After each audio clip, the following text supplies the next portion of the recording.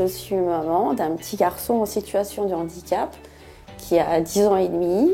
La plateforme Emma m'a beaucoup aidée, m'aide encore beaucoup. C'est tellement devenu quelque chose d'important dans mon quotidien. J'avais contacté l'Emma en dehors des rendez-vous parce que j'étais pas bien, parce que j'avais besoin d'être rassurée dans mon rôle d'aidante, dans mon rôle de maman en cas de besoin. Il y a aussi cette possibilité d'avoir une aide de l'assistante sociale pour gérer toute la partie administrative qui est quand même assez importante.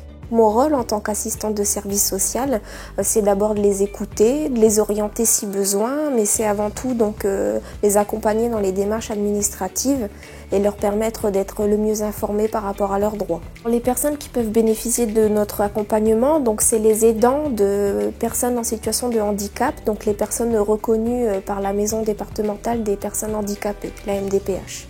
En complément de l'accompagnement individuel que je peux apporter aux aidants, je co-anime un café des aidants, donc qui se nomme l'Entracte. L'objectif de ce café, c'est d'offrir un temps d'échange entre aidants dans un cadre convivial, leur permettre un peu de partager leurs expériences, leur réalité entre aidants. Donc un réel moment de répit. Ça fait du bien des fois de pouvoir partager certaines émotions et se rendre compte qu'il y a d'autres familles qui partagent les mêmes sans culpabiliser. Donc voilà, ça fait du bien. Ça résout pas le problème, ça le retire pas forcément, mais on n'est pas tout seul. Je suis psychologue au sein de l'EMA et quand on est aidant d'une personne en situation de handicap, on peut se sentir épuisé, dépassé par le quotidien, anxieux ou déprimé. Et du coup, mon rôle, c'est d'être à l'écoute pour accueillir l'entourage, que ça soit au domicile ou au sein de l'association. C'est vrai qu'on peut avoir des a priori sur le rôle du psychologue, on ne sait pas forcément ce que c'est, mais finalement, même dans le quotidien, parfois, on a simplement besoin d'être entendu, d'être écouté dans un cadre bienveillant et sans jugement.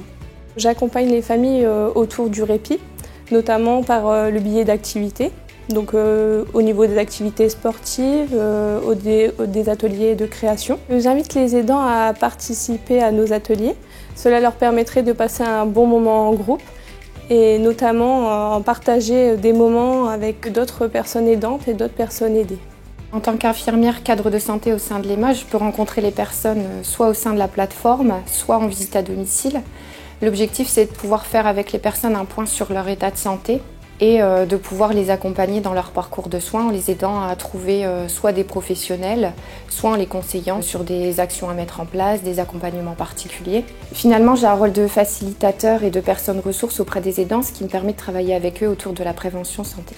Les aidants de personnes en situation de handicap ont très souvent un parcours sans respiration. Les parents qui ne sont plus simplement parents, qui sont aidants, qui ont plusieurs casquettes, beaucoup arrivent en bout de course, en bout de souffle, et nous à la plateforme Emma, on a vraiment cette volonté d'être à disposition des aidants, de se proposer à eux comme une véritable ressource.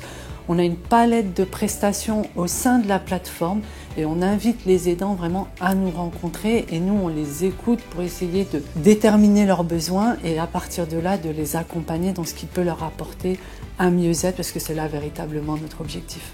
Emma m'a beaucoup apporté, m'a beaucoup aidée, m'a beaucoup soutenue dans mon rôle de maman et d'aidante. Et les conseils qui m'ont été donnés m'ont permis de mieux gérer le quotidien et d'apaiser encore davantage ma relation avec mon petit bonhomme.